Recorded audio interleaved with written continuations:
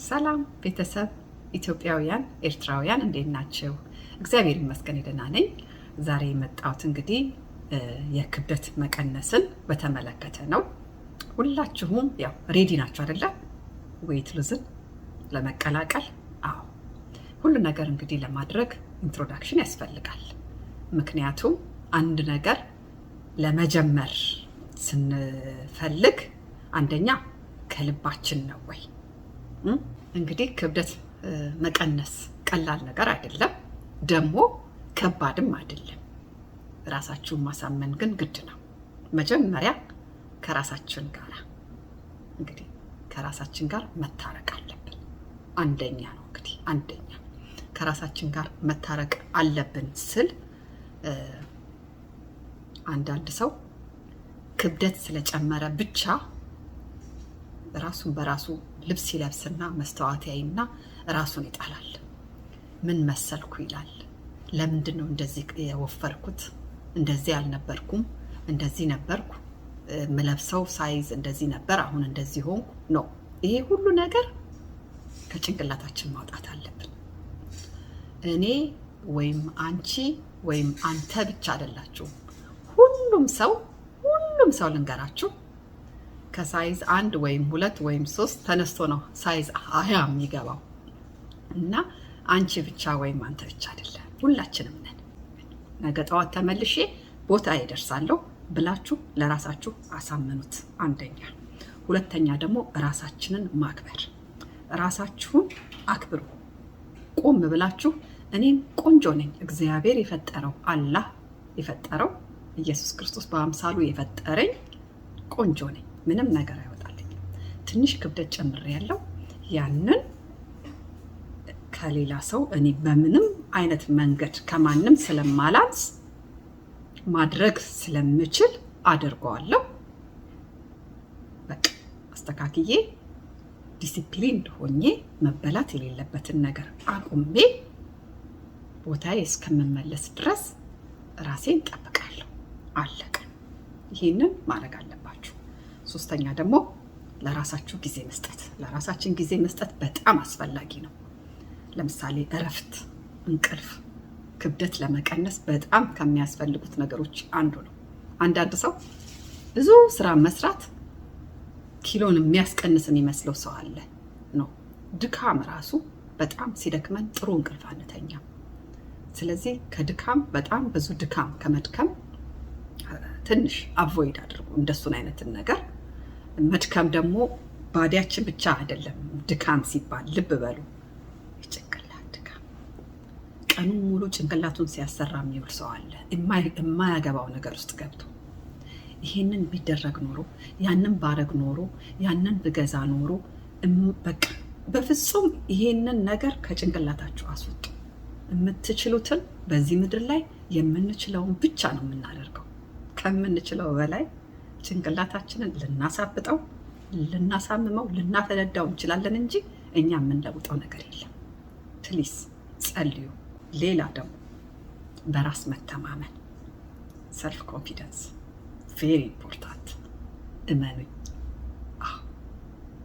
ዌይት ጌይን ሲያደርግ ሰው ሲወፍር ወደኋላ ራሱ ማናየኝ አላየኝ፣ በዚህ ጋር ማናየኝ አላየኝ እያለ ነው የሚሄደው።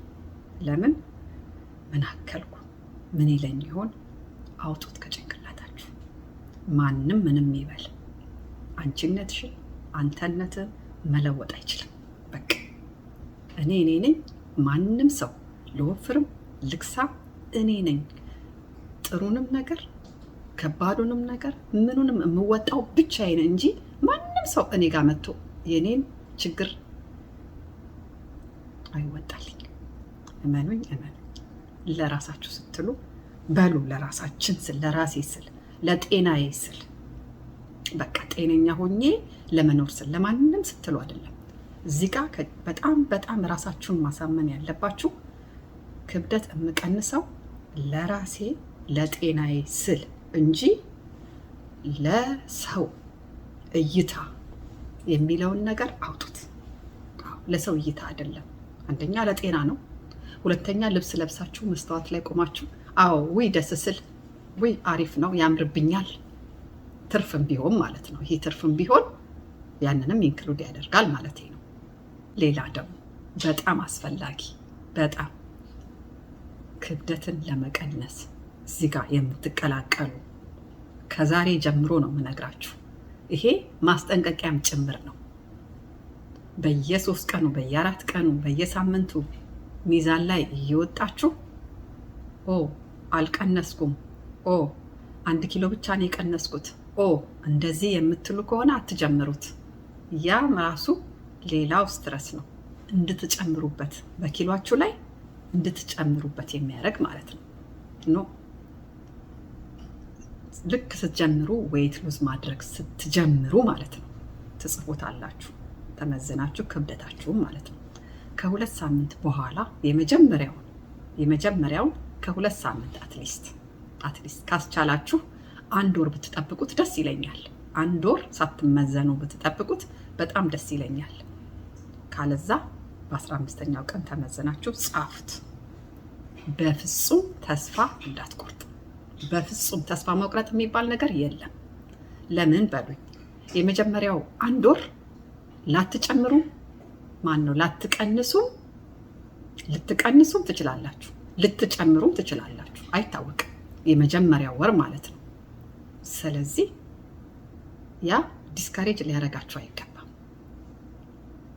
በራስ መተማመን ያልኩት ለዛ ነው። በራሳችሁ ተማመኑ። እችላለሁ፣ እችላለሁ። እሷ ያደረገችው እኔ ሊያቅተኝ አይችልም። በቃ ያንን አሳመኑት ለራሳችሁ ፕሊስ፣ እንጂ ጀምራችሁ በፍጹም መተው በፍጹም ነው። አለዛ እንዳትጀምሩ። እኔ እችላለሁ ብላችሁ አይደል የጀመራችሁት? ከጀመራችሁ በኋላ ማቆም የለም። ይሄንን ቃል መግባት አለባችሁ፣ ለእናንተም ለኔ። ሌላ ደግሞ ፕሊስ አትብሉ ያልኳችሁን ነገር እኔ ብቻ አይደለሁም በሳይንሱም የተረጋገጠ ስለሆነ ማለት ነው። ይሄ ነገር መብላት ጥሩ አይደለም ስትባሉ ተደብቃችሁ የምትበሉት ከሆነ ሲጀመር ብላችሁ የክብደት መቀነስን አትቀላቀሉ። ለምን ደክማችሁ እያበላሻችሁትን ነው። እናንተ ብቻ ሳትሆኑ የኔንም ድካም ከንቱ ልታረጉት ነው። ለምን መታችሁ ኤልሲ ለምንድን ነው ይሄን ያህል ያልቀነስኩት ትሉኛላችሁ? ምክንያቱም እራሳችሁን ተደብቃችሁ አታላችሁታል ማለት ነው። ገባችሁ አይደል? ሌላ ደግሞ የሁላችንም ሰውነት አንድ አይደለም። የሁሉ ሰው የተለያየ ነው።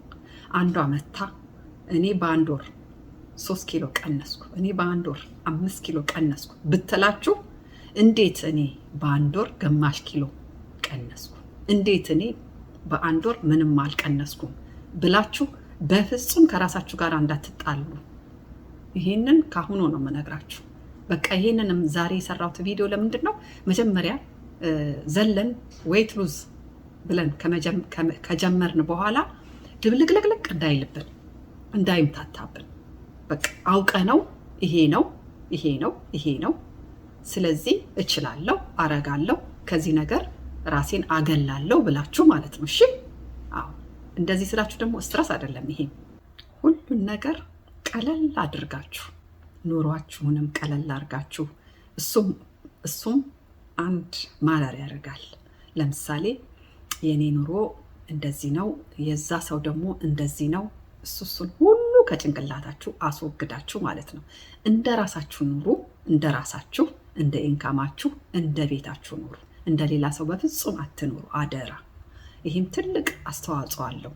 ምክንያቱም አንድ ነገር ፈልጋችሁ ራሳችሁ ጭንቅላታችሁን ደብል ታሰሩታላችሁ፣ መተኛት ራሱ እስከሚያቅታችሁ ድረስ ማለት ነው። ለምንድን ነው ይሄ ነገር ለእኔ ያልተሟላልኝ?